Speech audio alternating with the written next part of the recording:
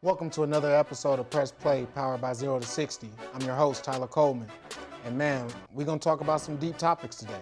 We really are going to dive into some things that, might make some uncomfortable, but hey, it's time to talk about it. First of all, we're going to talk about some, NCAA football, college football playoffs, and the effect that COVID-19 is having on that. It's crazy, man. It's not going anywhere. And then finally, Kenosha shooting, Jacob Blake, the results are in. They found the officer not guilty. We're going to dive into that, what players are saying on that, and much more. So don't go anywhere. We'll be right back with more Press Play.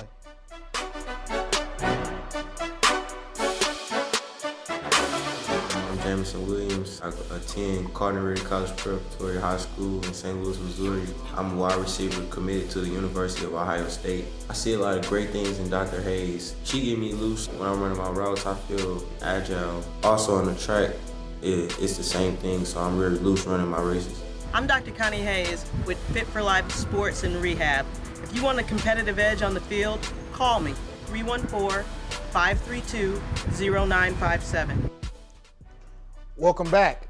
It's time to introduce my panel, man. I got some of the dopest guys in the city, I believe. All the way to the far left, we got Zelman Sanders, Big Z. How you doing today, big dog? I'm good today, man. Can't wait to get to it.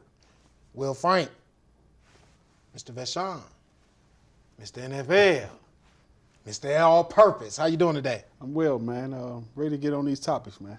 Man, we're going to dive straight into college football. Got Alabama, Ohio State, scheduled for January 11th. COVID-19 has been an issue all year, especially in the Ohio State program, even last game against Clemson. There was a little bit of rumblings about possibly the teams moving the games back. The College Football Playoff Committee came out and said that it won't be any movement. Speak a little bit about what are your thoughts on that, and if you think that the game should be moved at all. We'll start with you, Will. I agree with the College Playoff Committee. You didn't move games all year. Whether it was the conference championship games, if you couldn't play a game, they went on to the next one. It was hard to reschedule games, so it's only fair that they keep it this way. If your team comes down with COVID, hey, every other person this year, what was it, a tie or considered a loss? You know what I mean? You got to go on to the next. You know, this is what we're dealing with. COVID is not going anywhere, and it is only fair to the two teams that's there. You know what I mean? That they take care of themselves to make sure that we can have a game for our entertainment, you know what I mean, while we're still going through COVID and still taking the protocol of staying 6 feet apart and staying home and those things. So it's only right that they stick with what's best for college football completely. You know what I mean? Because you make this exception now, what happens next year if a team come back with COVID? Because COVID is not going anywhere. You know what I mean? We are going to face this the next couple of years until we can get a handle on it for us, whatever this vaccine may does. But I'm sticking with the college football playoffs, and I wish both teams come in healthy. Z. I mean, objectively speaking, you got to go with it. I mean, everyone has to deal with it. So, of course, you want every team full strength, but who's full strength in America at all? So this is not just college football. This is just society, you know what I'm saying, in itself. And everything is already predicated in the people who's sponsoring the Dr. Peppers, the Fiestas. I mean, let's be honest. Even outside of it being a real thing, it's still dollars and cents too. And everybody who's trying to move on, you can't wait another month, another week or anything. You just got to go with what it is, and hopefully your team, that's why these big schools recruit the way they recruit and have, like Will say, the next man up, and that's what it is. A couple days ago, we dived into Ohio State and Bama. Let's if they haven't announced any key players that will miss yet, but if there are key players missed for the championship game, you've been able to navigate throughout the season, but this is the game that everybody's looking forward to. Without having a big-time player on either side, how will that affect coaches, and how do you keep your guys mentally prepared for this one game right here? Because it's the last thing. Stay home. Stay in your dorms. Stay in your apartments. When you get to the city where you're having a game, stay in your hotel room. Things of that sort. You know what I mean? They have to be real strict on even communication with your family when they come to town. You know what I mean? I got a call from a friend of mine who's going to the game to support some St. Louis natives, and I said, man, stay away from him. You know what I mean? Let him, one, experience it, but two, just stay away from him, because you don't know what you're carrying. You're flying across the country to go see him, and you may give them, and close they're confines testing, and rapid everything. testing at these sites Right. 3-4 times a week. You know what I mean? You know, they trying to make sure they can pull a Nick Saban just in case. You know, Nick got COVID Sunday. By Wednesday, he was ready to coach in the next game. So, you know, it's crazy. You know what I mean? Some but type of way. you have it. Some type of way it happened. You know what I mean? We've seen it. America's seen it. Hey, man, so St. Nick, dog. Yeah, St. Nick made it happen. But you know, it's you have to protect yourself as young student athletes. You know, we all cried when they took away everyone's season back in the spring, and it was a chance that we wasn't going to play college football this year in any sport. Do right by your teammates. Do right by yourself by staying in isolation. Right. Let's get to this game. We can party. We can see our families after the game. After the game, right. But do right by your team, do right by yourself by not putting anyone in a position to get sick and, hey, you out or he's out or the team is out because you got a contact trace now. So, you know, I hope those guys be responsible, man, and get us all to this game that we're waiting to see. Hey, Z, I got a question I'm going to pose to you. Being a college athlete, do you think that the season should have even happened at all? Knowing the different type of ramifications that COVID-19 brought, should the season have even happened dealing with guys that aren't getting paid? I mean, it's professional players that are struggling with just staying in their bubbles and doing what they're supposed to be doing. So to ask a college kid that, it seems like a lot. So what are your thoughts on the season? For a lot of these kids, we got to be honest with a lot of these things. These are these guys' future. A lot of them is actually in college just to play sports. Right. But we don't want to talk about it because it seems like we diminish or we minimize that college academics is not important. It is. But for a lot of these guys, this is why they're here. This is what they dreamed of. A lot of them, this is their last year to even prove themselves that. So it's like, yeah, I think they should have had it because you can't tell me you can't play football, but you can have the liquor store open. And say that's essential. You know, so you can't pick and choose what's essential and what's not because what may be essential to you is not to me and vice versa. So if we're going to open it up. If we're going to close it. We picking and choosing what we're doing in the best benefits for self. So if these kids wanted to play, I'll allow them to play. So I'm glad they had the season. I agree. And finally, my last question for both of you guys. Do you think that COVID-19 will have any effect on any of the guys later on down the line? You know, the guys that have tested positive, they've been able to come back and play. But long term, do you think that it might have a problem? And if it does, what does that pose for those young men that basically played, even though that is their livelihood, for free? You know what? It's a lot of things that we all have endured over a lifetime. Chicken pox and all these different things. We're going to face those at some point in life. We just don't know what time. I just hope these young men take care of themselves, and I hope they pass that law where you can get that insurance 5 years after you're done with college, so that if anything comes up, we know it came from 2020. Right. Got to take a quick commercial break. But when we come back, we're going to speak about athletes speaking out on the injustice, voting, and much more about what the situations are going on. So, guys, don't go anywhere. We'll be back with more Press Play.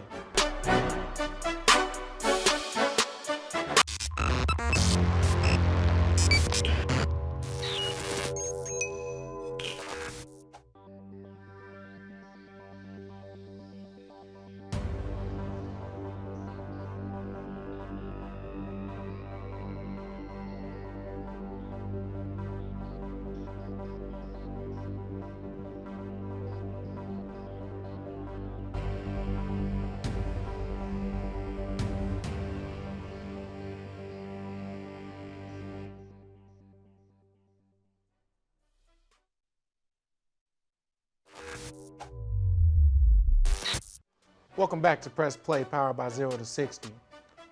Man, we're living in some crazy times. Nothing that, probably hasn't already happened, but it's a repeat. The injustice that's going on in America is honestly sad and sickening. As a black man in America, Z, we're gonna start with you. Speak a little bit about you've been a part as an athlete. You're a parent. Speak a little bit about what this world has brought to you and what are your thoughts right now? I mean, I know what it feels like to actually 17 in high school, literally going into a McDonald's Me and my friend Kenny, we pull up to a McDonald's. All of a sudden, lights come behind us. We just coming from school. Well, I just came from practice. He just picked me up. We go get something to eat. They say this car was in a robbery. Like how? Guns drawn. We 17. That really happened. And the sad thing about it, that the trauma that happens and the injustice happens so much that for the most part you traumatized, but you think it's normal. You think it's a part of growing up. And that's the tough part, that everything that you endure from that standpoint, you ain't seeing no therapist. Nobody's coming to you and tell you it's gonna be all right from a standpoint of how mentally you have to accept these things and still try to go through all of it when you was already dealt behind the 8 ball coming up. Now, I don't want to make it seem like life is fair from a standpoint that, oh, you complaining. No, I literally know what it feels like to be a black boy at 17, never been in trouble before, and have guns drawn on you saying something about a robbery that I know I just left school. And once they just got back in their car and left. Right. And we just looking at each other like, oh, okay. Like everything normal. Right. It's not normal, but it is normal. Right. Yeah. And we're gonna speak to you, man. You have kids. Yep. You're AD. Yep. You coach football. You are impacted by young black men every day. Speak a little bit about what you have to go through mentally and how you are helping navigate these young black men through that. Man, this is tough. And it's tough from a standpoint of once being an athlete. You know what I mean? And once you was an athlete, it was times where I commend these guys today where it is a way that you can speak now. Yeah. You know what I mean? And there are some pros and cons to it. You know what I mean? Some guys look at their careers and be like, nah, I'm not going to say anything because I want to protect what's benefiting me and my family. Then you have some other guys like, I'm speaking up regardless of anything. And sometimes you can stir some division between whether it's at the high school level, the college level, the professional level. It can stir some division in the room, but at the end of the day, we have to speak up as humans. Right. You know what I mean? First. That's the tough conversation everyone has to have in a household. You know what I mean? Yeah. And it don't start when an event happens. This is something that you talking about, something at 17 years old that happened to you that you probably hear some adults talking about, but you would never experience. Right. But at 17, you experience something that is traumatizing. Yeah. Those are hard conversations to have, but it must be had. You have to be willing to have the uncomfortable conversations amongst people that either look like you or don't look like you. Right. And have it in a space where you're not being judgmental. Let someone know what's going on. Right. And these are the conversations I have to have with my kids. Yeah. I have to. Yeah. I've been successful as an athlete. I've been successful off the field. That still doesn't label me as you can't get done what was done to you. Right. Because it has. Right. I have been in places and restaurants or had vehicles and things that make someone look at you like, how did you get it? Right. You're a bad person. Right. See, I think the thing that was the craziest part to me is at 19 years old, I didn't have a car. I was struggling a little bit trying to get a car. So I was walking to work. I stay in a predominantly white neighborhood, some big houses, but I was walking to work. Cop stopped me. What you doing? I'm going to work. What you going to work? It's 5 a.m. I'm not, nobody's called anybody. So I show him my work shirt. It's a place that most officers come and go to. It's called the Kolache Factory in St. Louis. Now he's seen that, oh, now you good. But why did it have, there was nothing, I posed no threat.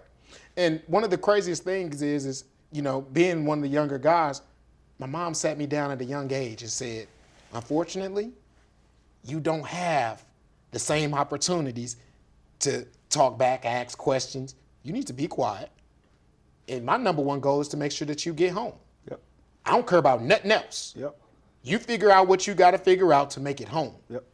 Speak a little bit about what that conversation was like with your parents, and you guys are a little bit older, so speak about personal experience that you've gone through. I know, Z, you've touched on as a 17-year-old, but then how do you speak to your son about that as well, too?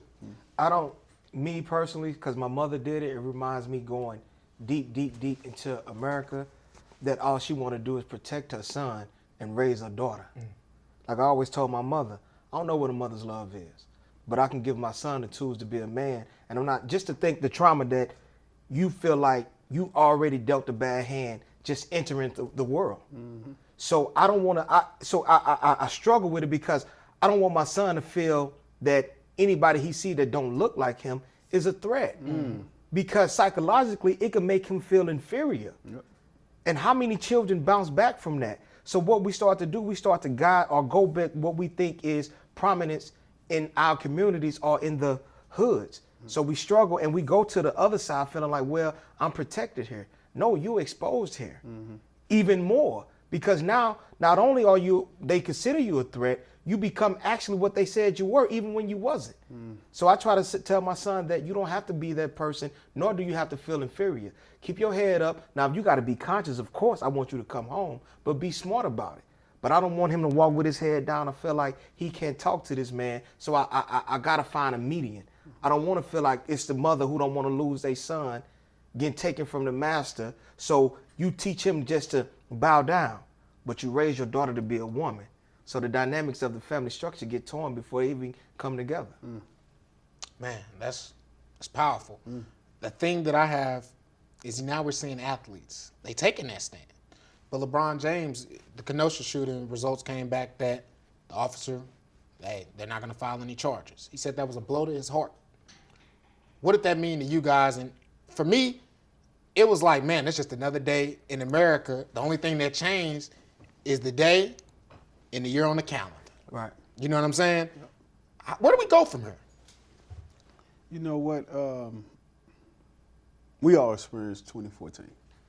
We all know what that was. We all seen how from that, the dynamics of where we are today in the sense of athletes speaking up.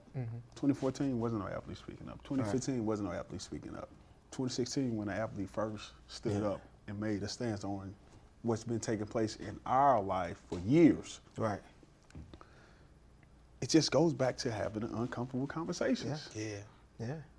You cannot be in a room full of men of all nationalities and be afraid to talk about your experience. Right. As a black man, I don't know what you experienced. You just told me something that I never knew. We have to sit at this table. And now athletes feel like, okay, we have this platform, we have this social media that we can put out what we want from our view. Let me speak. Right. I commend them. But always, before you speak, make sure you have your facts. Right. Because a lot of athletes speak and don't have facts behind what they're speaking about. Right. And that's where it messes up the normal people.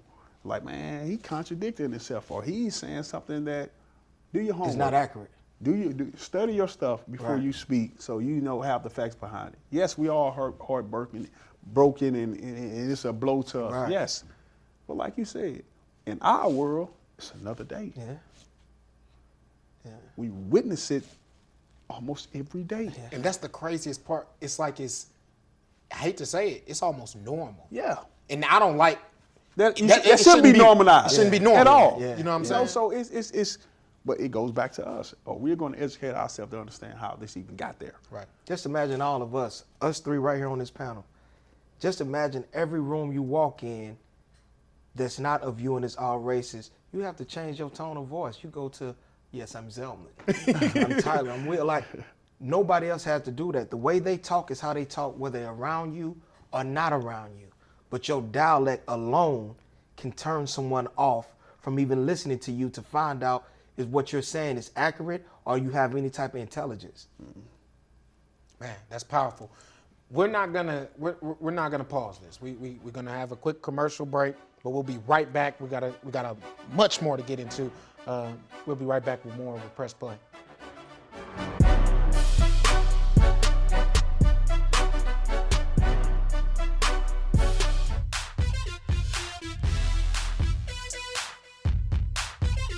Just One Taste is moving on up.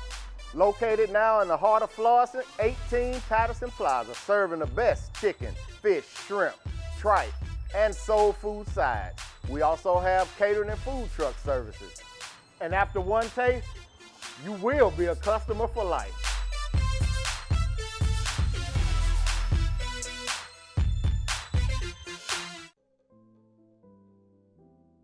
Hello, I'm Simeon the Mortgage Man with Bank Midwest Mortgage. I have over 20 years of experience as a mortgage banker, and our state-of-the-art secure online mortgage center allows you to conveniently submit your application and documents online. Call me now at 314-485-9838 or apply online at simeonthemortgageman.com. Allow our family to help your family reach your goal of home ownership. Simeon the Mortgage Man with Bank Midwest Mortgage. Welcome back. Nah, just like, but no, we appreciate you guys joining us back with more Press Play, man. I'm gonna pose a question to you fellas. Owners use their money to, give people polling sites or, make it more aware. Do you really think that they really care, number one? And was that enough to impact change? Because obviously it don't seem like it's moved too many needles, but I'm gonna ask you guys. With me, like I said, I wanted to touch on, even we've been talking about the athletes. Can you imagine LeBron James? I remember when it happened, Doc Rivers crying. Now, Doc Rivers, coach, but he's 6'5". Mm-hmm. You see LeBron James, 6'9", 260. Then he said, quote, he said, I felt helpless. He said, I felt scared. Now, just imagine your son or whomever that's 6'7", if he see his father from a position of weakness, where do he get his strength from? Mm-hmm. So even me seeing LeBron say he was scared, I don't look at that as being brave. Mm-hmm. Because even in this country, nothing was built from being scared. Mm-hmm. So when I see this man from his stature tell me he's scared, where do the young boys get their strength from? Mm-hmm. So even if you saying, I just want them, no, I want to see you. You the one that we look up to. You the one that has 30 million followers. These little boys want to be LeBron James like they wanted to be Mike. So if you're going to speak, you need to speak from a position of power, from a position of strength, not a position of hoping you do something for me. Because in America, it has shown that they don't. Everything from 1776, from the Stamp Act, from anything that they did, they took it. So if you want their respect and you want change, you got to take it. Now, of course, we don't know the art of communicating or the art of listening. Most people listen to agree or disagree. Yep. No, I listen to understand. That don't mean I agree or disagree with you. If I at least understand you, like you said, now I know how to come to you. But most of us, as soon as I hear something that I disagree with, you tune it out. Yeah, I don't want to hear that. Yep. Because we don't know how to communicate. It's not going to go away. We're not going nowhere no time soon. Nobody is in this country. So we need to have a conversation to understand, and then we move forward. But I need these athletes to speak from a position of power and not from a position of weakness. LeBron James was raised by a single woman. Mm-hmm. He has never seen what a man looks like to understand strength. Yeah. 90% of the black males are raised by a single black woman. Mm-hmm. We don't know what that looks like. So to what you're saying, I agree 100% because you have given your sons a picture of what a man looks like. Why not complete it? Right. Stand tall, be sad, be angry, but stand strong. It is tough to be in a position like a LeBron. Man, everything micromanaged. It is tough. You know what I mean? It reminds me of Michael Jackson. Right. Michael never had a life. LeBron has never had a life from the time he went on Slam. It has been micromanaged. So for him to stand up today and be the man that we have fallen in love with, clearly, from the things he does off the field, right. I commend him. But I stand with you on stand strong. Man, we look for you to stand strong. Mm-hmm. Be that one. Right. You got the chosen one on your back, stay that one. We need someone to stand up and be that guy. That's why they love Muhammad Ali so much. Bill Russell, Jim And they Brown. were willing to give up everything. Right. You know what I mean? So For me, it is. I commend the athletes that are doing it, but like I said, do your homework. Right. Be willing to have the uncomfortable conversations, because that would tell the truth about how you feel internally and how everyone in this room feels. Right. And then we can go to the next step. Right. I think an athlete that I know we're speaking on LeBron, but an athlete that I thought did a good job of making sure he spoke out and then also had action was Brad Beal. Yep. Making sure, he's impactful in St. Louis, but also in Washington, D.C., where that was, one of the places where, you can make a huge impact. For see him stand up and talk and things of that sort, that was huge. But then also to use your actions and go walk and do the march, things of that sort. Z, you mentioned LeBron. I never really thought about it like that for a while. You know what I'm saying?